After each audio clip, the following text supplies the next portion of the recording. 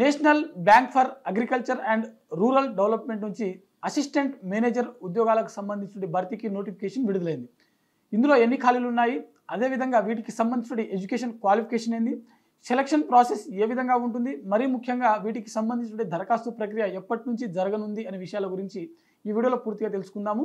ముందుగా ఈ వీడియోని చూస్తున్నటువంటి ప్రతి ఒక్కరు కూడా ఈ వీడియోని తప్పకుండా లైక్ చేయండి. అలాగే మీరు ఇంకా సాక్షి ఎడ్యుకేషన్ని సబ్స్క్రైబ్ చేసుకోకపోతే ఇప్పుడే సబ్స్క్రైబ్ చేసుకోండి. అయితే మనకు NABARD national bank for agriculture and rural development నుంచి విడుదలైనటువంటి ఈ నోటిఫికేషన్లో మొత్తం 91 ఖాళీలు అయితే మనకు ఇక్కడ మెన్షన్ చేయడం జరిగింది.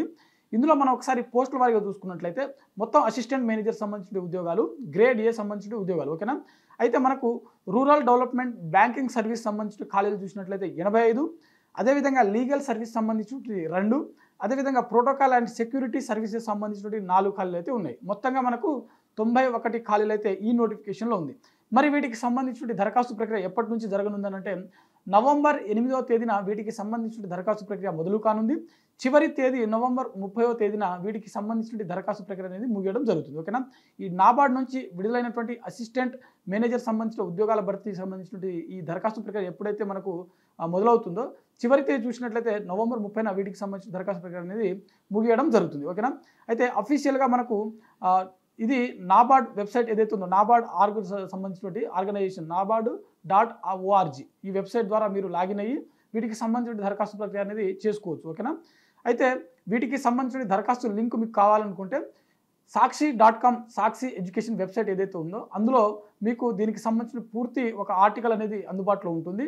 దాని ద్వారా మీరు డైరెక్ట్గా వీటికి సంబంధించిన దరఖాస్తు లింక్ అనేది పొందవచ్చు, ఓకేనా. అయితే ఒకసారి వీటికి సంబంధించిన ఫర్దర్ ప్రాసెస్ అంటే దీంట్లో మనకు సెలక్షన్ ప్రాసెస్ ఏ విధంగా ఉంటుంది, అదేవిధంగా శాలరీ బేస్డ్ ఏ విధంగా ఉంటుంది చూసినట్లయితే ఇక్కడ ఈ పోస్టులకు ఎంపికైనటువంటి అభ్యర్థులకు శాలరీ వచ్చేసరికి మినిమం శాలరీ 44,500 నుంచి మనకు మొదలవడం జరుగుతుంది.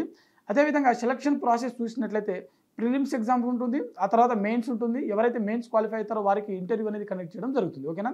ప్రిలిమ్స్, మెయిన్స్, ఇంటర్వ్యూ 3 స్టెప్స్ అనేది మనకు ఖచ్చితంగా దీంట్లో ఉంటుంది.